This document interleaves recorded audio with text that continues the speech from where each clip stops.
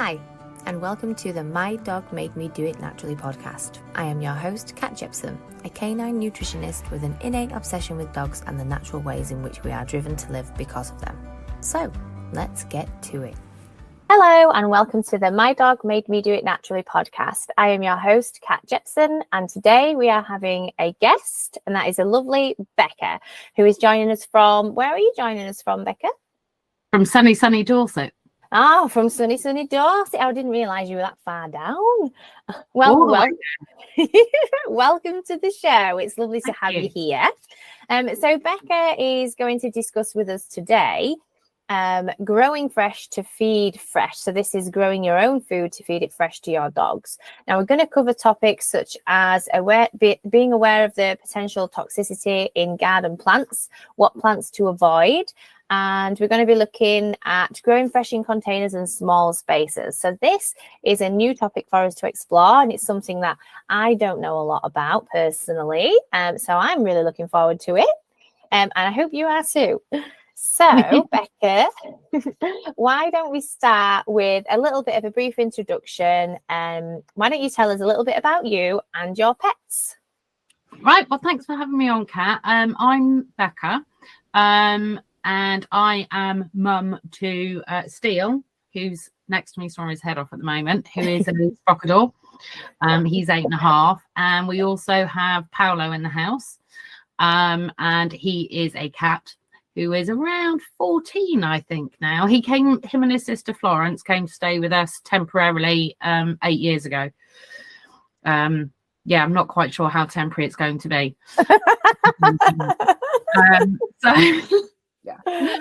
Sadly, we lost Floss earlier on this year, but I'm very keen on feeding fresh with both of them to maximise their health. So I'm really thrilled to be here with you. And horticulture I work in horticulture and have done for about the last 11, 12 years, I suppose. Did many other things beforehand, but horticulture is my thing now. So I'm really excited to be able to talk to you today about how that balances out with feeding fresh with the fur kids. Yeah, because I'm guessing, well, I don't know actually. Did you get interested in horticulture for personal reasons, or did your pets lead you there? Well, actually, it was personal. Oh, was it? Yeah. At the time I started to work in horticulture, we just had a cat. All right, okay. And we didn't even have dogs in the house at the time. I just reached my late 30s and decided I quite liked plants. I've just done that now, I think, at 33. Yeah, I think it does happen. You reach a point where I think I'd always appreciated a nice garden. And I was lucky to grow up in some lovely houses with beautiful gardens, but I wouldn't say my mum and dad were particularly keen gardeners. Yeah. They kept the garden nice. But both my grandma and my granddad, my mum's parents, were really keen. My granddad, it was all about his edible crops. He had his allotment. He had the greenhouse at the top of the garden. And then grandma was all about her ornamentals. Yeah.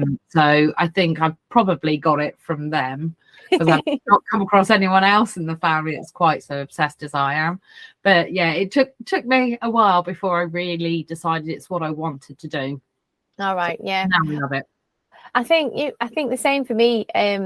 Well, my gran she liked gardening, but the ornamental side of it. She liked things to be neat and tidy, and it was flowers and plant pots and things like that. And my mum is a keen gardener, but for the same kind of reason. It's the ornamental, it's the plants, it's the flowers, it's not so much the food. Yeah. So this brings me on to my, first question sort of thing. For those that don't actually know, because I bet there are people there sitting, I don't really know what this is. What is horticulture? In simplest terms, it's working with plants. So whether that be your edible crops, so growing your own veg, fruit, etc. And again, your ornamental plants. So that's your flowers and your shrubs and your trees. Again, you get your fruit trees as well. So it's working around plants. That's what culture is. And do you work with both at the moment? You do? Absolutely, yeah. I currently help to run a small wholesale plant nursery.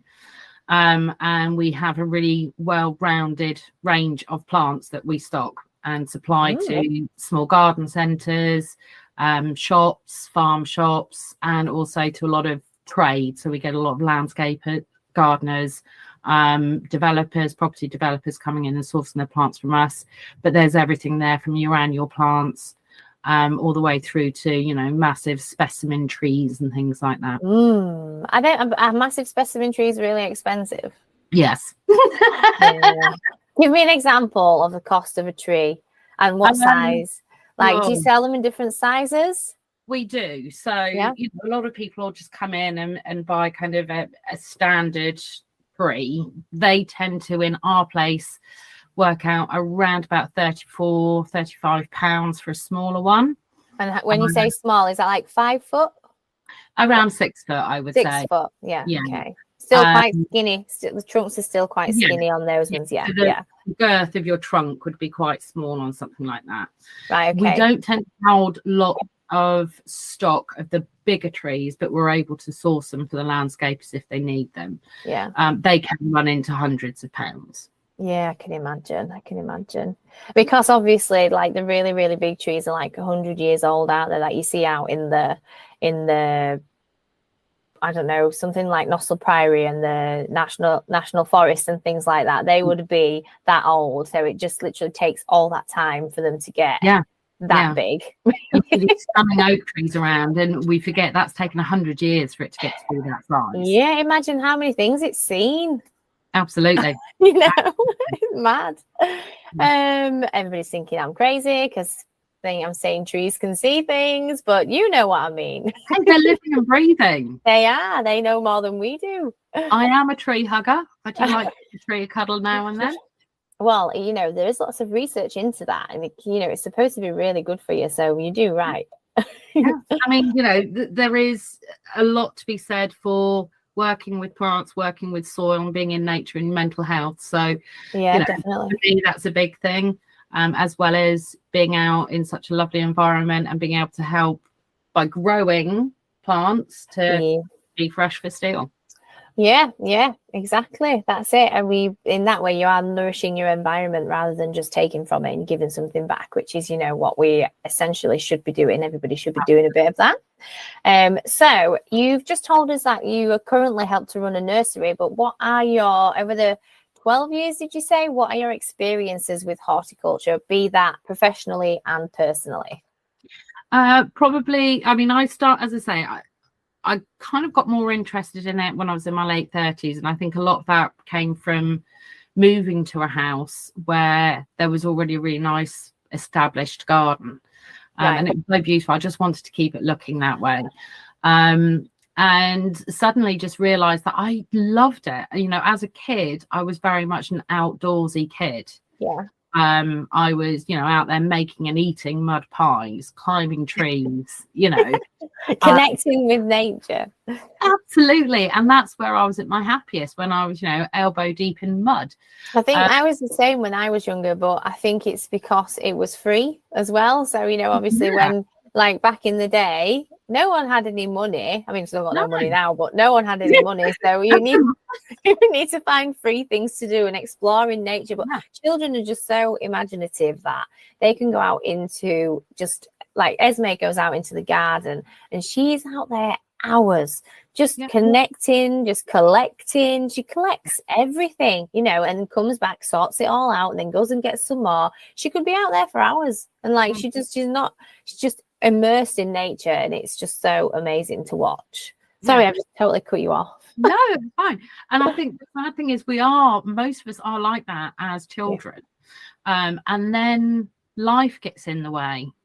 Yeah, when you get older, it definitely does. Yeah, and whether it's because you're too busy with your job and you're stuck behind a desk, and don't get me wrong, I spent years working in an office. Yeah. So did I.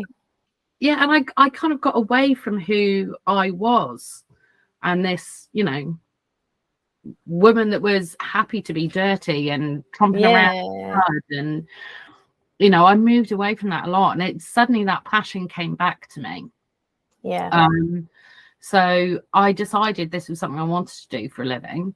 I'd helped out a friend who was a gardener with a few projects, both in his garden and other customers' gardens, and thought, this is what I want to do. So I went and got myself a job at a garden centre. Good. To try and learn a bit more.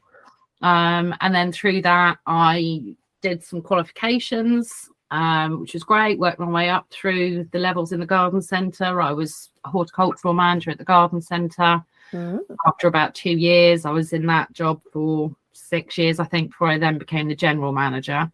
And then last year, I moved from the garden centre to the nursery. They approached me. It was under new management and wanted to know if I'd go and give them a hand.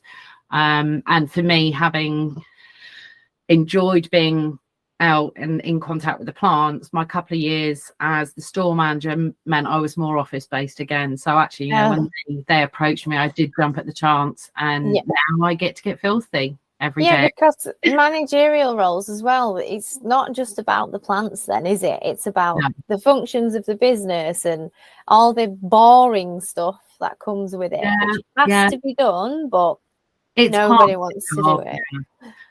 All your sales forecasting and your labour management and your health and safety and your risk assessments and well, no, good for you. That's good. I think I do like to see it when people do cater to their preferences, and you just saying, throw caution to the wind. I'm going to do what I want to do, because I think it's too easy for us to get caught in the mundane cycle of having to get up and go to a job that we don't really like every day just because we need the money to pay the bills. We are a slave to that. I think. And I mean, I run my own business from 2020. So I've run my own business for like 3 years. And then obviously we've just closed the pet shop down because I'm not built for retail. I'm just not, which is why now I'm shifting focus into more educational aspects and trying to help people feed their dogs fresher foods and become healthier, because that is where my true passion lies. Like, I don't enjoy selling things. And I think it's important. I know not everybody can take risks. There are certain situations where you can, but I think, if you can, then you definitely should, because life's too short. Definitely, it's too short. And, it's gone before you know it. So you should do something that you enjoy. And especially if that is getting mucky with plants. Absolutely. All right. I'm physically exhausted at the end of every day. It's amazing. Yeah, no, that's good. That's good. I bet it's satisfying. It is, yeah. Yeah. So do you grow your own vegetables yourself? Like, do you grow your own food at home? Yeah. And how long have you been doing that for? Probably about 10 years now, I would say. So you are a seasoned, I want to say sort of like, it's not really, is it a farmer? Are you a farmer? I'm not a farmer. No, is farmer like large scale? Yeah, definitely. So what would you be then? What is the term for somebody who kind of like grows the food for themselves? Just a keen gardener, I suppose. Yeah. Anyone can do it. This is the thing. Yeah. It doesn't matter how much space you've got. You can still grow something. Right. Okay. So I need you to tell the people now, how can we, being whether I am somebody who lives in a space which has a huge garden where you could do a dedicated vegetable patch, or somebody who lives in an apartment building, or somebody who lives in a house with a yard, how can we as members of the public, integrate horticulture into our daily lives with our pets? What are the benefits of doing so? Can we do it in a small space? How hard is it when we have no experience? Is it possible for us to do, or is it something we should be scared of? Absolutely no one should ever be scared of it. We all start somewhere. It doesn't matter how much space you've got. Even if you live in an apartment with no balcony, you can still grow some products as long as you're getting enough light in. Okay. So there are herbs that you could grow. Yeah. Just be grown in small pots. I mean, look behind you, you've got lots of lovely house plants. I do. Yeah. And of course, they're good to have in the house as well. There are lots you need to be aware of when you've got pets in the house as well. Yeah. That's something we'll talk about in a bit, which is to do with the toxins that are in some plants. But depending on how little your dogs are, because you've got little dogs, and how high you can put them, you wouldn't need to worry about that. Okay. And also, you know, if you've got a dog that's going to chew on everything, you might want to be a bit more cautious. A bit more cautious, yeah. Yeah. I mean, still, I had issues with him when he was younger that he'd grab stuff. I can remember coming home with a whole load of plants from work one day, and I'd left him out on the patio and went out an hour later and he'd shredded the lot. Just chucked them everywhere. Yeah, every single one was out of the pot. Garden. Oh, I remember when Barney was a puppy, he used to take the plants out of the pots and things. Because I mean, I did have a couple. Don't get me wrong, though. I don't know how I managed to have some because I used to be useless with plants. But now I have to say, my two boys are really, really well behaved in that respect. Yeah. In the house, I mean, they'll go in the garden and they'll eat whatever they want, but they tend to just pick things, I think, that they seek from their diet, you know, sort of like self-selecting what they need and things like that. Most dogs will. Yeah. I mean, there are instances where obviously you need to kind of watch them because they might just eat anything. But in the house, they're not. It's Esme you've got to watch in the house because she likes to pick the leaves and the flowers off things. And like, you know, she's like doing all this with the because I've got a few big ones that stand on the floor and she's walking past and I'll say stop with the plants, and then she'll sort of do that thing what kids do where they'll pretend they're not doing anything and walk past and like smack it, and I'm like but the dogs tend to be okay in my situation, which is good. But so I think it's important as a dog owner or a pet owner, because this includes other animals as well, just to have that awareness of that there are plants that can be toxic. So if you have got a dog that likes to chew, just be cautious. Okay. But don't let it put you off. That's the thing. And as I say, for yourself and for your pets, there's so much that you can grow on a windowsill. Like I say, herbs. I mean, are there any particular herbs that you would say? Yes, I love herbs. And one thing I will say is that I think everybody, dogs and people, should be eating fresh herbs and foods as well. I mean, I know we can buy dried herbs, but herbs are so easy to grow that I think everybody should have some on their windowsill. Now, if I could pick three, well, actually, one is not a herb, so you will have to tell us how to grow this because I don't know, but I want to grow some, so I want to know. So I would probably say German chamomile, because obviously it's great for digestion, it's great for calming, and it's also good for internal parasites. So it's quite a good all-rounder in that respect, and it's got the calming aspect in there. And then I'd probably say nettle, although if you do, you know, you'd probably be able to go out and get some from the garden if you live in the countryside, away from all the, you know, the roads and stuff. But nettle definitely, because it's good for seasonal allergies, it's good for the immune system, it's good for the urinary tract and things like that. And then the third one is garlic, because there are so many medicinal benefits to garlic. It helps with fleas and ticks. It helps with the immune system. It helps to, you know, suppress health conditions and fevers and things like that. So how do you grow garlic? Really simply. I mean, if you've got a large space and you're putting in a dedicated veg patch, you can grow it in the ground. But garlic's another classic one that's really easy to grow in containers. So could you do it in the house though, or would it have to be outside? You could if you had a balcony space, I think inside it might struggle. But if you had even just a small balcony space, you'd be able to grow some garlic. You can, in theory, take that bulb of garlic you've got from the supermarket and split it into cloves. And it's literally as simple as poking that clove into some good quality compost. All right, okay. Water and what can happen. Hairy bottom down, pointy side up. This is what we've always remember when it comes to plants and stuff like that. Okay, yeah, okay. All right, yeah, really simple to grow. And each of those cloves that you plant will turn into a bulb of garlic. Hey, that's good, isn't it? That's good. So do you have to wait for it to sprout, or can you just put it in as like a? So you have to sprout it first. No. Sorry, you don't need to wait for it to sprout to go into the soil. No. Oh, so you could just basically peel the garlic, put it in the soil, water it, and then just leave it, and it will grow. You can buy it in, you can buy proper ones for growing from garden centres and things like that. And I would, to be honest, I would recommend doing that rather than from the supermarket, but it is an option. Yeah. And if you've got an old bulb of garlic and it's starting to shoot, get it in some soil. Start it in your windowsill. Give it a windowsill.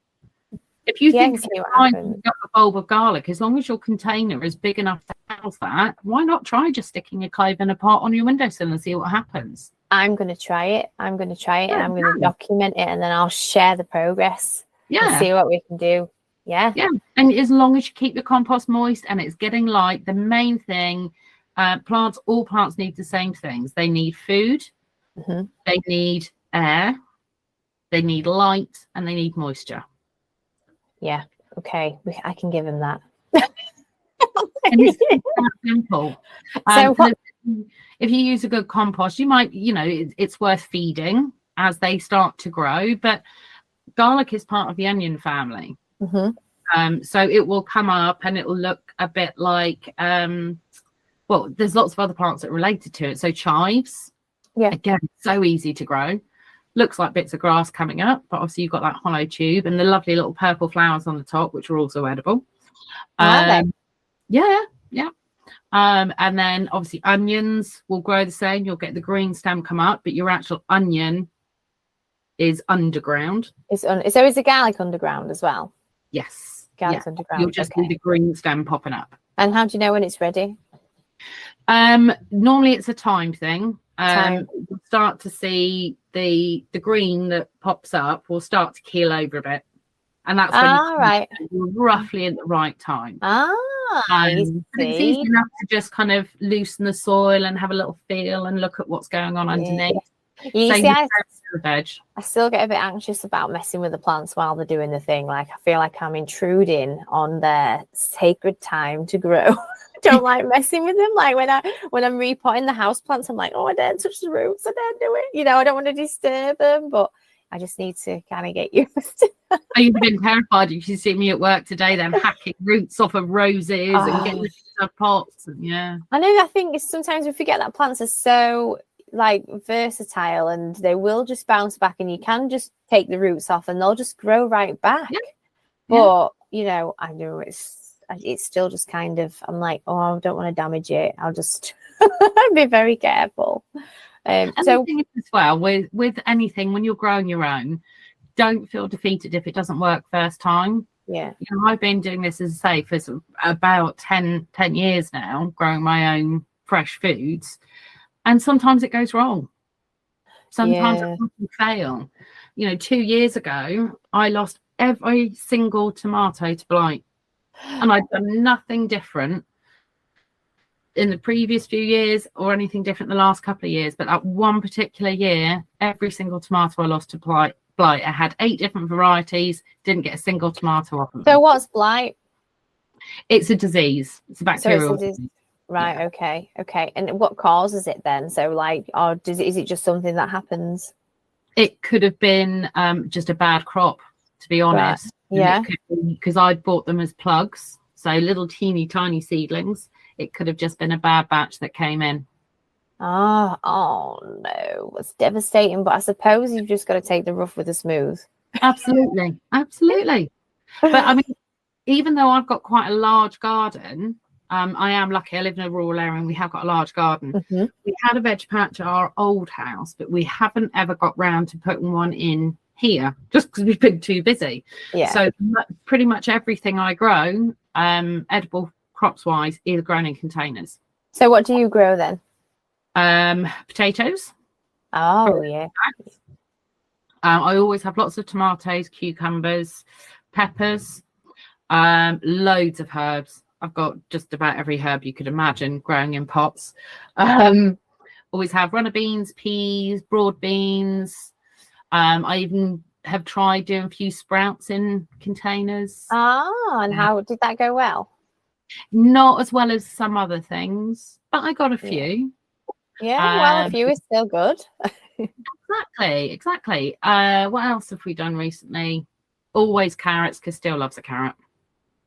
And actually, I find they grow better in a container than they do in the ground. Oh, do they? Yeah, particularly if you've got stony ground, you get a nice straight carrot. If you're ours is clay, compost. heavy clay. Ours is. Well, and again, if you're heavy clay, one of the problems that you might come across is it being too wet. Yeah, So, I think we're going to do ours in grow bags. Absolutely. Think carrots in the grow bags, sort of like up off the ground. Well, we're using raised beds for most of the veg anyway, because it is so saturated with water here. But we do have some of those like big grow bag things, which I think we're going to do potatoes in those, and we're going to do like roots like carrots and things like that. So we'll see how they go. Like I say, there's very little you can't grow in a bag or in a pot. Yeah. I think as long as it's got good drainage, is that the key? Is it just needs to have good drainage? Yeah. Absolutely. Okay. You want your compost or your soil to be moist, but it needs to be well drained, because the biggest killer, and this is the same for your house plants as it is any of your edible crops, your ornamental crops, your biggest risk is root rot. Right. Okay. Because most plants will recover from drought, but if the roots start to rot, it's game over. Right, and that's it. That's for any plant. Pretty much, yeah. I mean, obviously, you get aquatic plants. They do nice and wet. Yeah. But no, majority of plants, if their roots are sitting permanently in water, you are going to get root rot, and that's game over then. Right. Okay. That's a good tip. That's a good tip to know.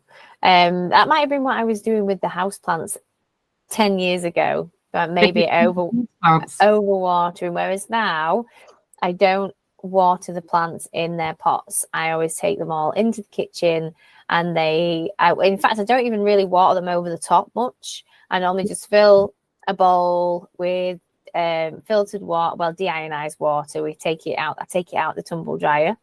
Out of the tumble dryer, rather than using the chlorinated tap water. And I'll put some in the bowl, and I'll sit the pot in the bowl and just let it take up the water from the bottom.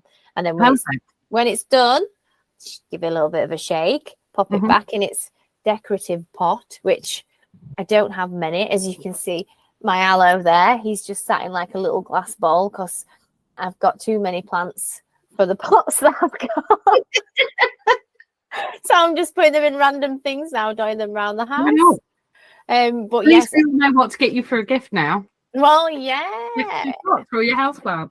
I was thinking about just using some of the Hessian sacks because they look quite nice. But you can grow things in those as well, can't you? Hessian sacks, yeah. So if you were to simplify growing fresh food for you and your pets into, 5 easy steps, can you do that into 5 easy steps? What would they be? Or would you need 10 easy steps? No, I think 5 easy steps should be it. I mean, obviously, it's going to depend on space. Okay, yeah.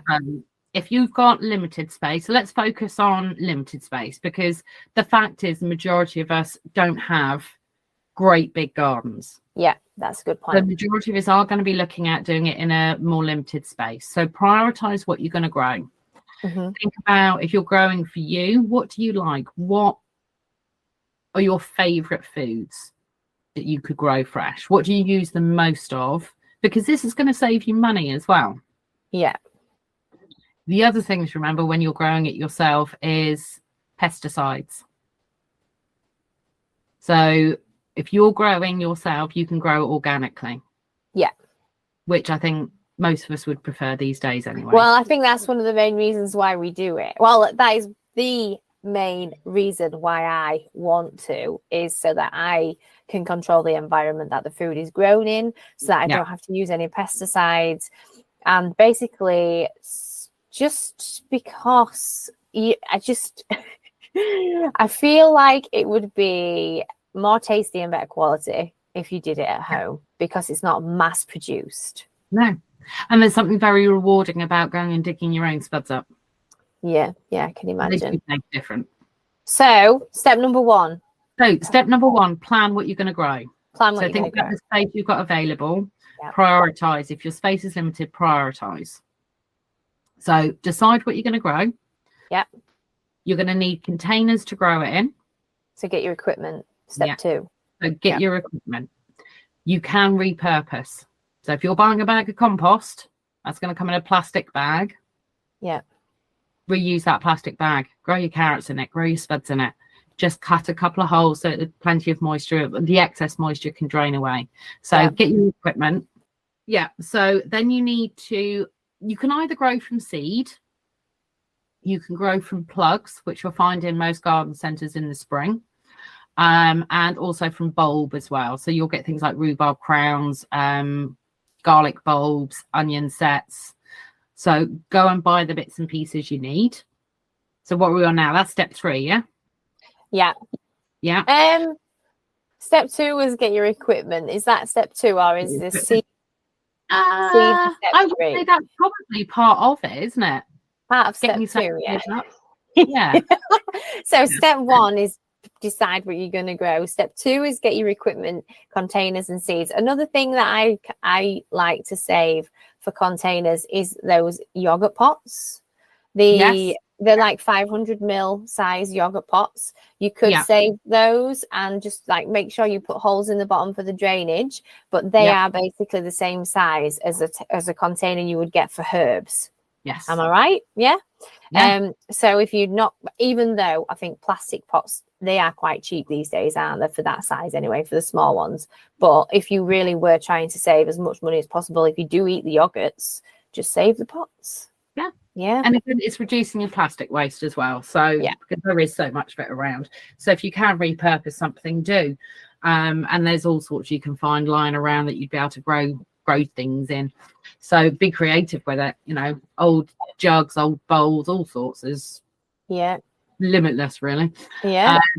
Old wellies with holes in the bottom. Why not? I mean, I used to have an old bathtub planted up with stuff. My mum's got a toilet. She's got a toilet. I'm sure it smells better now. So right, we've got our gear, we've worked out what we're going to grow, we've got the gear to start growing. I would recommend that you do a little bit of reading. Okay, is that step 3? So that's your step 3. Okay, and what are we reading about? So just some basic understanding of how to plant and how to look after those plants. Okay, the ones that you have decided to grow in particular. The ones you decide to grow in particular. Plants are individuals. Absolutely. Same as us. And they all need different care. Yeah. So you haven't got to go out and spend a fortune on books. There are so many resources online. You've got things like the RHS, Royal Horticultural Society website, has so much information on how to grow both your ornamental and your edible crops. And never be intimidated by it, because I use the RHS website a lot when I was studying, because actually it's in layman's terms. It's not complex. It's not full of all the Latin names. And you basic steps on how to plant them. So how to plant your carrots, your seeds. If you're growing tomatoes, I've always done mine from plugs. I've never done tomatoes from seeds. I will admit that. Plenty of people do. Give it a go. But I was growing mine from plugs, so I get the little seedlings. So it'll tell you how to plant them. Make sure you've got your planting depth correct. And also there are other things like if you're going to grow potatoes, carrots. Have you ever heard the term earthing up? Yes, briefly. Yeah. So that's where, as the plant begins to grow, you bring more soil around it.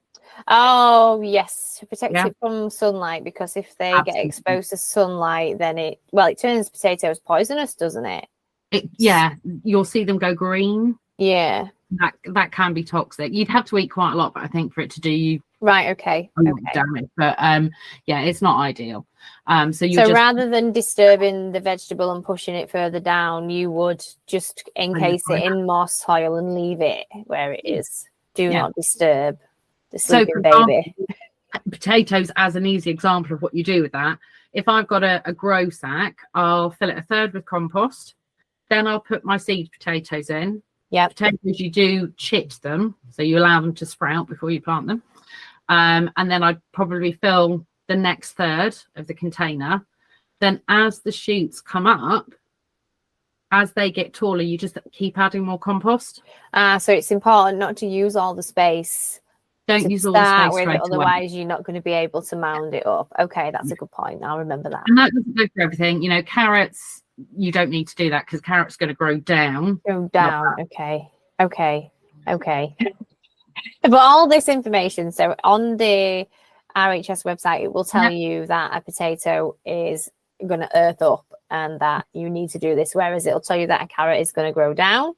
Yep, it'll tell you all that. Oh, that's good to know. That's good to know, because I'm guessing you can look at that website for free.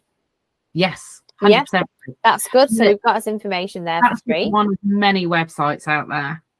And obviously, you know, if you want to, if you're a book person, I am a book person. I have hundreds of books, both fiction and, you know, I've got hundreds of books on gardening. So if you are a book person, do it. Go and buy some books. But don't feel you have to spend a fortune on that, because the resources are all out there online. So do a little bit of reading up. When you buy the plants that you're going to be growing, whether that's in a seed form or a plug form, whether it's onion sets, you will find, if you're buying from a garden centre or someone like that, it'll come with some basic instructions on how deep to plant them. Okay. How far apart to plant them. Because you've got to allow for them to grow, obviously. Yeah. You've got to put them right next to each other like that. Yeah. And then there's no space for them to get bigger. And then you wonder why you've got tiny carrots. Teeny tiny carrots that are all twisted together. But there's nothing wrong with a wonky carrot. We love a wonky carrot. So yeah, do a little bit of reading and then crack on and get them planted up. Get your hands dirty. Ruin your manicure. So I don't have one. No, me neither. I haven't had one for years because I just it would be a complete waste of time and money if I'd paid for it. Press on nails if I'm going somewhere posh. I don't even do that. I don't go anywhere posh. No. Oh, too busy trying to grow veg and tend to the house plants. Absolutely. Yeah. So we've got step 1 is decide what you're going to grow. Step 2 is get your equipment. Step 3 is do a bit of reading. Step 4 is get planted. And step 5, we need what? Step 5 is looking after them. Step 5 is looking after them. Yeah. So you're going to want to make sure that they're kept well watered, but like we said, don't overwater. Once every 2 weeks. Every plant as it needs it. As it needs it, based on how heavy the container is. Yeah, how large the container is, how warm the weather's been, whether it's windy, because that will cause plants to dry out as well. Right, okay.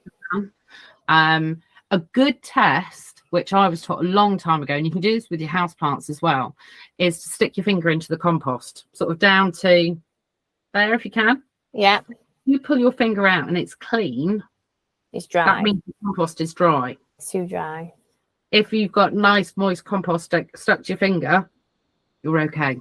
Yep. Because quite often it will look like it's very dry on the surface, but actually once you get in a bit, it's lovely. Yeah.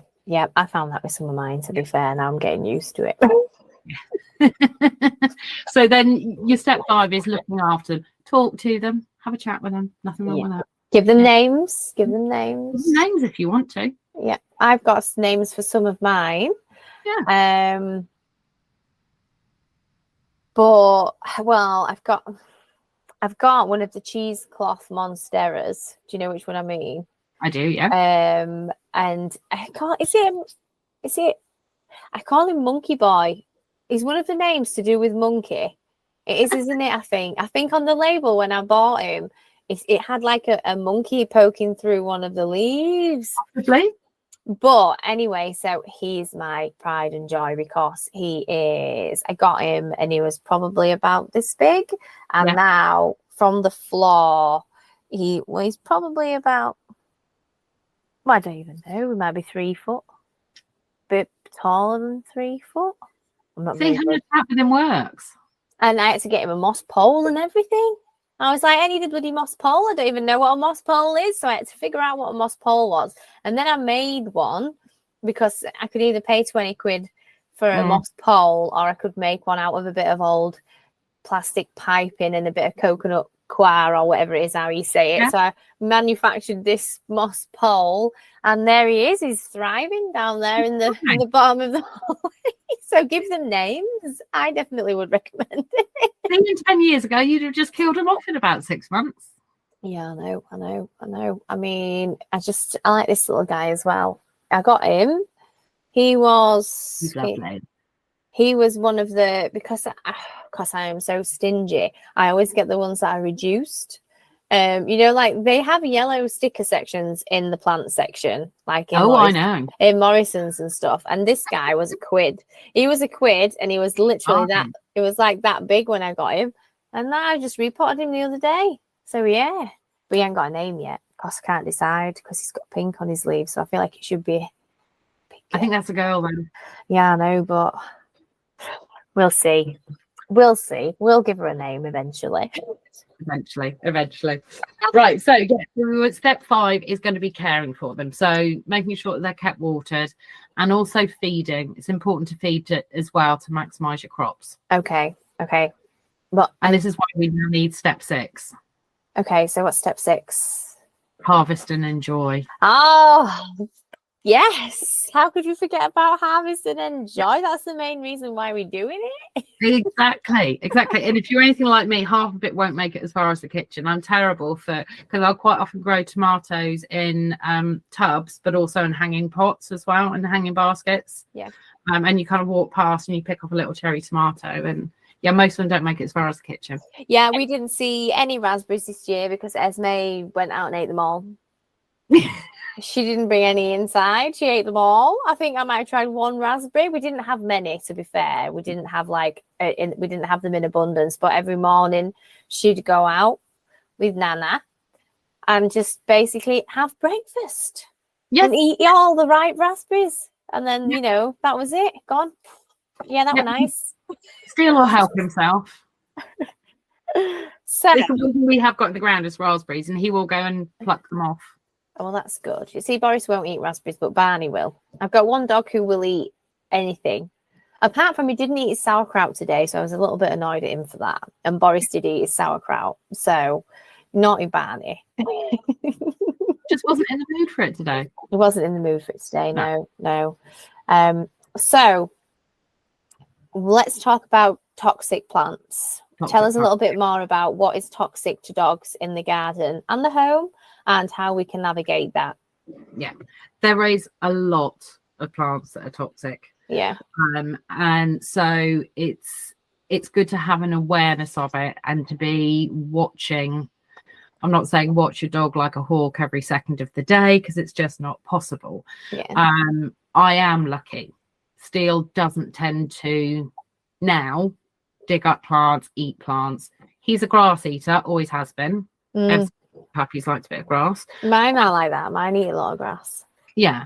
And he'll have blackberries in the garden, and like I say, he's helped himself to raspberries and things like that, but he doesn't tend to chew on plants. Yeah.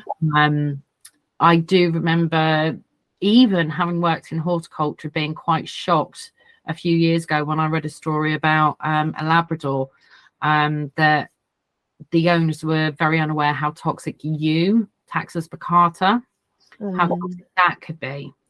And they had this huge yew hedge, and they'd been cutting it back, and the dog had been playing with the off cuttings and things like that, and she'd been chewing on it. And sadly, with something like that, she reacted very strongly and resulted in kidney failure. Oh. And so this, what was very healthy, happy, vibrant 12-month-old dog was terminally ill. And it's heartbreaking. So the other thing to bear in mind, if you've got a chewer, is a lot of the bulbs. So we all have a spring daffodil, but again, if your dog is prone to eating things they shouldn't, If you're going to be growing things like that, make sure that they can't get to them. They can't dig them up and eat them. Yeah, well, daffodils are toxic to people as well, aren't they? They are, yeah. And majority of the plants that are toxic to dogs or cats are toxic to people. Oh, yeah. We're less likely to chew on them. Yes. We've been told not to. There are a lot of, and again, you know, if you look at any of the groups that do foraging, they do talk about how important it is to understand what you're foraging for. Yeah. Because you can have two things that look almost identical. One of them is great. So let's take fungus. You know, one is a mushroom, yummy, yummy, yummy, great for you. Another one, that's going to make you very, very poorly, if not kill you. Yeah. But they can look very, very similar. So it's really important to know what you're doing. Yeah, because I think like with mushrooms as well, it could be something as simple as a pimple in the center of the top, or it could just be a slight difference in color in the gills underneath. I don't know if they're called gills, but I can't. No, they are gills. Yeah. They are. Look at me pretending I know about mushrooms. Mushrooms is one of the topics that fascinates me. We do have a lot of mushrooms growing around here because it's very wet. But I will not pick them until I feel absolutely confident that I know what I am picking. So it is something that I definitely want to learn about, but I am also very cautious about it as well, because like you say, it can literally be life and death. So what tips do you have for everybody if they are going to be growing fresh and growing plants, or they do have something around which they know is toxic to dogs? How can they navigate that safely so that their pets can stay out of danger? If you've got plants in your garden that are toxic, there are things you can do. Obviously, there's the training aspect of getting your dog to understand what is areas they're allowed to go and what areas they're not allowed to go. You could create small fencing areas around your ornamental plants if you needed to. I'm a big believer in giving the dog an area of the garden that is theirs anyway. There are a lot of natural behaviors that are really good for them, like digging, and so give them somewhere. You know, again, when Steele was younger, we had a real problem with him digging up the flower beds. Whereas giving him his space. Is that one of yours making that noise? He's getting comfy in his bed down here. Yeah, can you? He's getting comfy. He's roughing it up. I'm surprised he's not. Yeah, he's doing. He's snorting now as well. Normally, he like goes. Ruff, ruff, ruff, ruff. Bless him. He'll be snoring in a minute. Yes, if you give them their own space in the garden to dig, and maybe have a section. It doesn't have to be a great big high fence. It's just something to discourage them from going into those borders. Yeah. Okay. There again, there's a lot of resources. I could sit here now and read you a great long list of plants that are toxic. You may not come across any of them. They may not be in your garden. You may not come across them on a walk. You may not have to worry about your dog chewing on them because that's just not your dog's behavior. But if you are looking to add more crops into your garden, ornamental crops rather, because obviously the edible crops aren't typically an issue. Yes, there are things we shouldn't be feeding our dogs because they're not good for them. There's a lot that is good for them, but there are certain things that aren't good for them. So it's more the ornamental plants you've got to be careful of. So just finding a way, whether they're in containers, they're up a little bit higher, raised beds, all things like that can be done. But just look online. If you've got a dog that is likely to dig up and eat bulbs, then find a way to screen that. Throw them in containers rather than in the ground, so they can't in the same way, that kind of thing. Good. Okay. I think everybody will be able to follow that, won't they? I hope so. Right, so we've covered basically how we can grow fresh, and we've covered on toxicity and growing in small spaces. So one of the things I'm interested to know is, how have your experiences within horticulture influenced your life with your pets and your attitude towards feeding fresh? So how do the two tie together? I think when I started working in horticulture, we just had the cat, and and the dogs came later. So I was already working in horticulture. I was learning more about edible crops through work, because everything I'd done before had really been more about ornamental. And it was actually the working at the garden centre. We had a pet shop concession within the garden centre, and one of the ladies that worked there was very much an advocate of not just raw feeding but fresh feeding. And so when Steele came home as a puppy, I was quite keen to try it. Yeah. And so I was initially terrified of the thought of raw feeding and getting it wrong. So I think, like a lot of people, I started with complete mixes. Yeah. That had the veg, and it had, you know, your balance of your meat and your offal and your bone.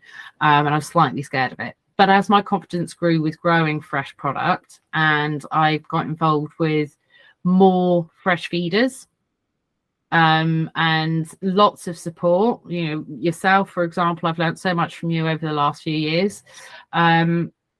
My ability to grow my own and add that into Steele's diet, and know that it's organic, it's not covered in icky pesticides. I'm not going out there and spraying all my veg. I'm going out and late night raids with torches and caterpillars and slugs. You know, so I know that I'm putting the best in him, and my time working with plants and that perseverance, even when I don't get it right the first time, of growing my own, means I'm putting the absolute best I can into Steele to make sure I'm a healthy, happy dog.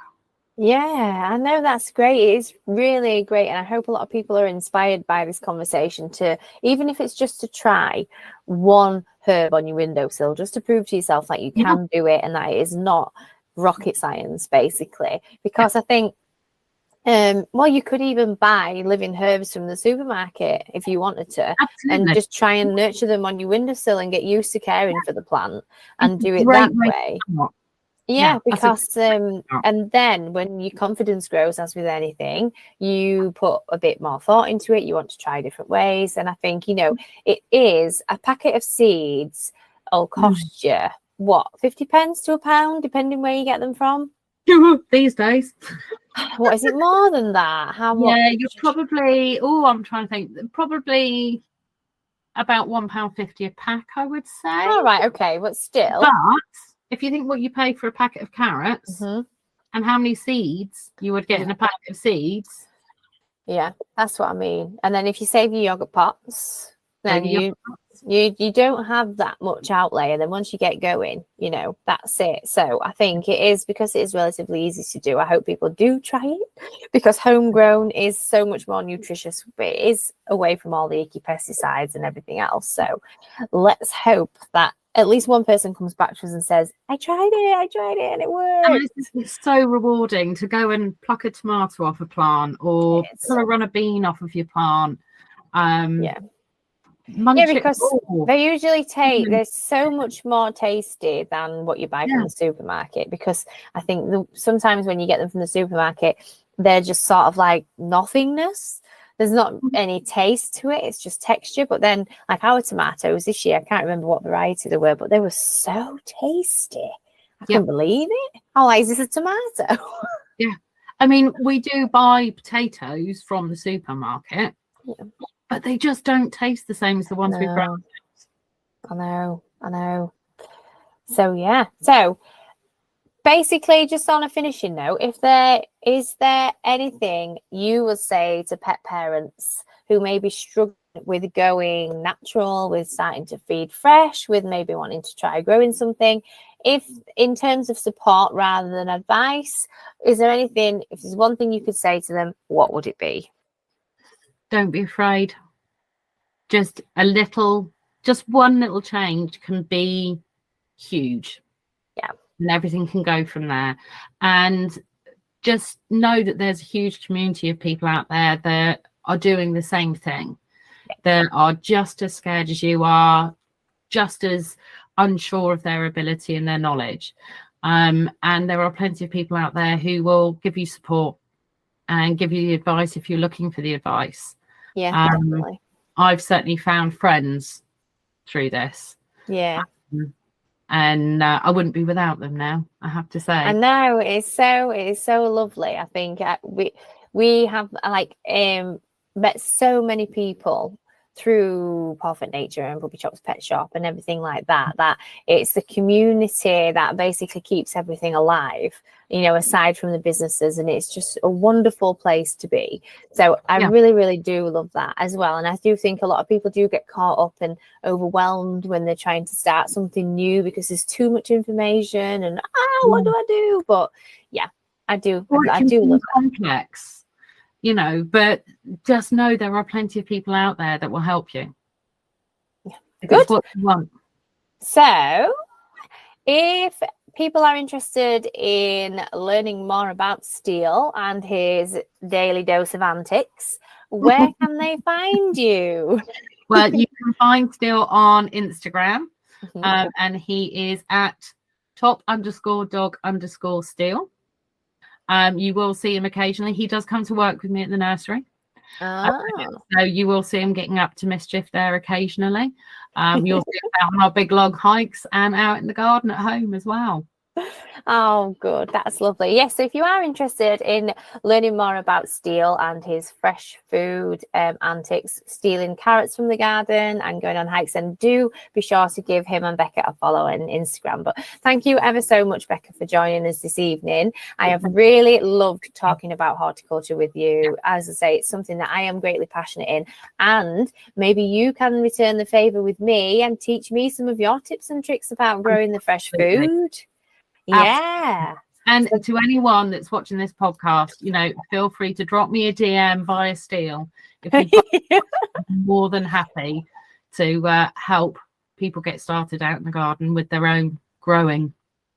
That's lovely. Thank you, Becca. Thank you so much. Thanks for having me. Okay, see you soon. Bye.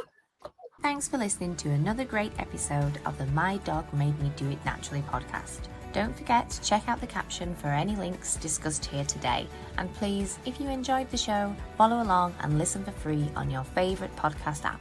If you have any questions or would like to share your story, feel free to email me at mydogmademedoitnaturally@gmail.com. Thanks for listening. Purpose of this podcast is for educational and entertainment purposes only and should not be substituted as advice from a veterinarian or other professional. It does not form a client relationship with me, the host, or any guest speakers, and any information is not intended to and does not diagnose, treat, cure, or prevent disease.